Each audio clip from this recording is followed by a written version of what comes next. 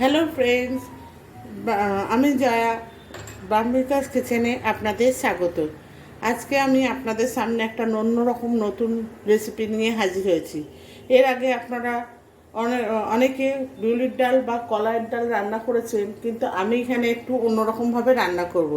আপনারা ভিডিওটা শেষ পর্যন্ত দেখতে থাকুন, আশা করছি পছন্দ হবে। আপনারা বাড়িতে এইভাবে বিউলির ডাল বানিয়ে রান্না করে খেয়ে দেখবেন, এটা অত্যন্ত টেস্টি এবং সুস্বাদু, খেতেও সুস্বাদু। চলুন তাহলে বানানো যাক। বিউলির ডালটা বানানোর জন্য আমরা নিয়ে নিয়েছি কিছুটা পরিমাণ বিউলির ডাল, মানে 200 থেকে 250 মোটামুটি বিউলির ডাল। তারপরে নিয়েছি নুন, হলুদ, ফোড়নের জন্য নিয়েছি দুটো শুকনো লঙ্কা, তেজপাতা, আর ফোড়নের জন্য নিয়েছি 5 ফোড়ন আর রাঁধুনি। মশলার জন্য নিয়েছি আমি আদা, শুকনো লঙ্কা দুটো, 3-4টে কাঁচা লঙ্কা, আর নিয়েছি রাঁধুনি আর গোটা জিরে। এই রাঁধুনি, গোটা জিরে, শুকনো লঙ্কা, আদা, কাঁচা লঙ্কা, এইগুলো সবকটা একসাথে আমি একটা পেস্ট তৈরি করে নেব। আসা যাক তাহলে এবারে বিউলির ডালটা কীভাবে রান্না হবে সেটাই। এবার আমি গ্যাসটাকে অন করে ওর উপর একটা কড়াই বসিয়ে দিয়েছি। দিয়ে কড়াইটা গরম হলে আমি এর মধ্যে দিয়ে দেবো ওই কলাইয়ের ডালটা বা বিউলির ডালটা, এর মধ্যে ঢেলে দিলাম।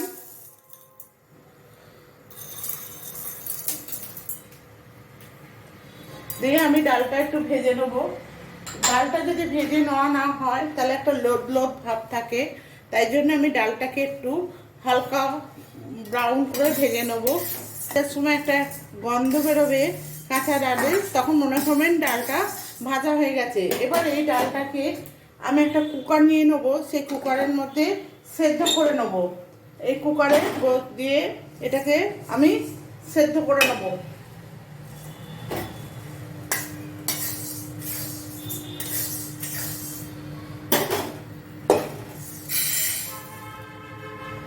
দিয়ে এবার কুকারের মধ্যে আমি জল দিয়ে দেবো। ডালটা সেদ্ধ করার মতোই আমি জল দিয়ে দেবো।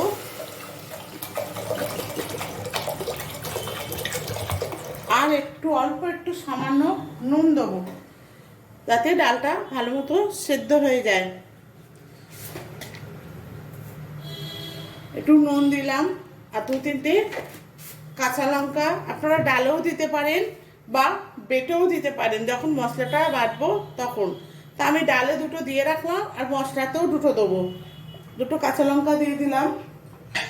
দিয়ে এবার কুকারে ঢাকনাটা বন্ধ করে দিয়ে 4-5টা সিটি দিয়ে নেব। আপনারা দেখে নেবেন সিটিটা কটা লাগে। আমার এখানে 3 থেকে 4টে সিটি লাগবে। এর গ্যাস অফ করে আমি কুকারটা ঠান্ডা করে নিয়েছি। নিয়ে এবারে আমি একটু দেখবো ঢাকনাটা খুলে দেখবো ডালটা সিদ্ধ হয়ে গেছে কি না। দিয়ে ঢাকনাটা খুলে নিই।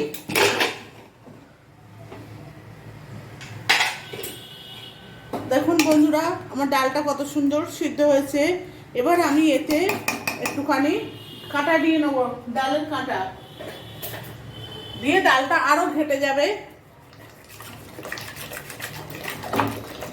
এইভাবে আমি ডালে কাঁটা দিয়ে নিচ্ছি।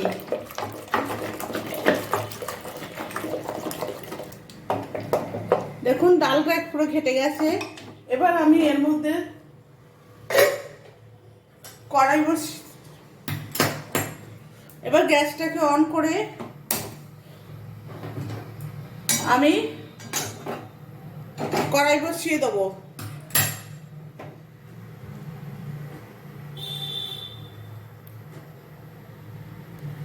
কড়াইটা গরম হয়ে গেছে আমার। আমি এবার এতে তেল দিয়ে নেব।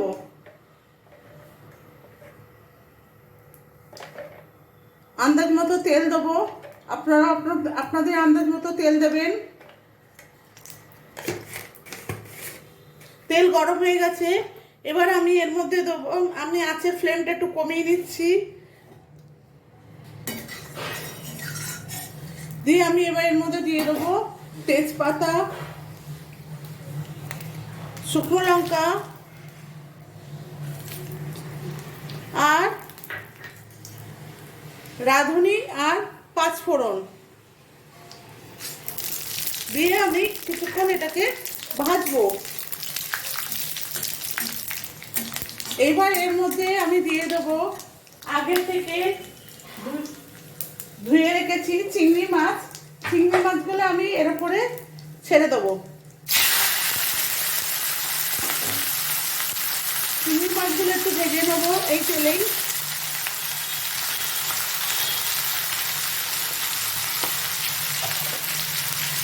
এর মধ্যে একটু নুন হলুদ দিয়ে নেবো চিংড়ি মাছটার মধ্যে। আমি একেবারেই নুন হলুদটা দেবো, কেন ওটা ডালের কাজেও লেগে যাবে, চিংড়ি মাছটাও ভাজা হয়ে যাবে। নুনটা আমি অল্প দিচ্ছি এখন, ডালে কিছুটা দেওয়া আছে, আবার যখন আমি মশলা দেবো তখনও কিছুটা আমি নুন হলুদ দেবো। মোটামুটি এটা ভাজা হোক।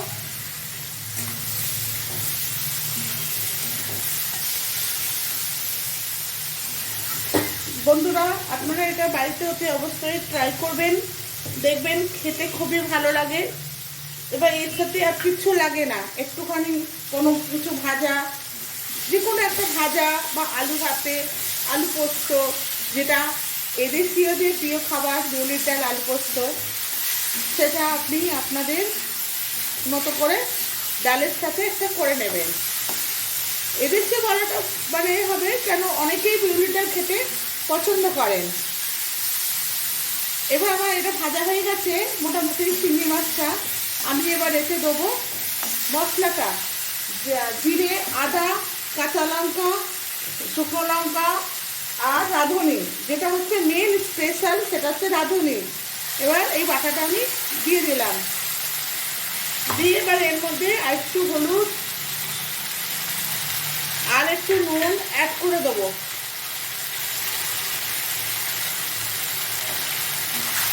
দিয়ে আমি এবার মশলাটাকে ভাজবো।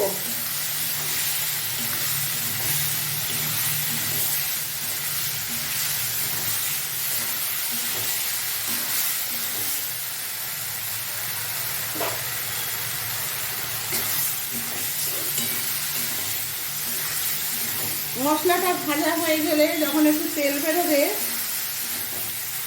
তখন আমি এর মধ্যে একটু জল অ্যাড করব। কেন জল অ্যাড করব? কারণ আমার বিউলির ডালটা একটু মোটা হয়ে গেছে, বা আপনারা যখন বানাবেন তখনও দেবেন বিউলির ডালটা একটু মোটা থাকবে, তাই জন্য একটু জল, আমি কাঁচা জল দেবো না বলে তাই আমি একটু জল অ্যাড করলাম এর মধ্যে।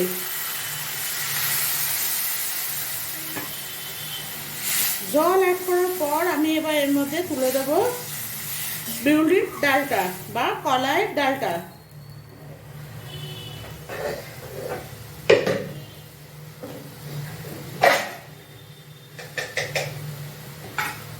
কলাইয়ের ডালটা আমি ঢেলে দিলাম এর মধ্যে।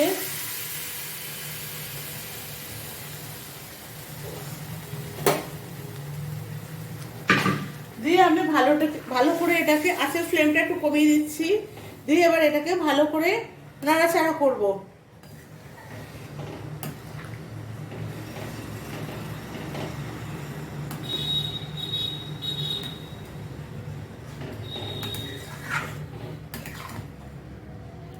নাড়াচাড়া করে কিছুক্ষণ এটা আমি ফুটতে দেবো।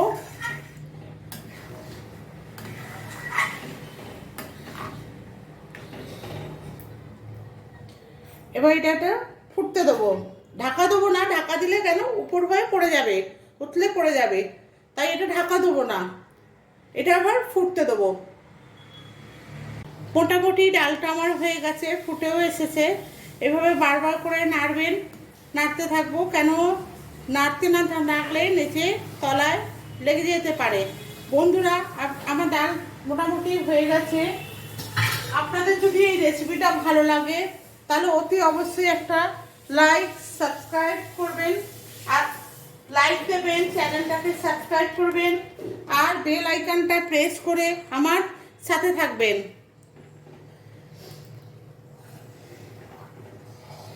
এবার আমি গ্যাসটাকে অফ করে দেবো। আমার এই কলাইয়ের ডাল বা বিউলির ডালটা মোটামুটি রেডি হয়ে গেছে। নামানোর আগে আমি একটু চিনি দিয়ে দিলাম। চিনিতে এর স্বাদটা বাড়িয়ে দেবে।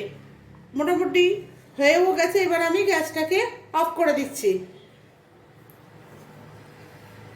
ভিডিওটা দেখার জন্য ধন্যবাদ। আশা করছি আপনাদের ভিডিওটা ভালো লেগেছে। ভালো থাকবেন, সুস্থ থাকবেন।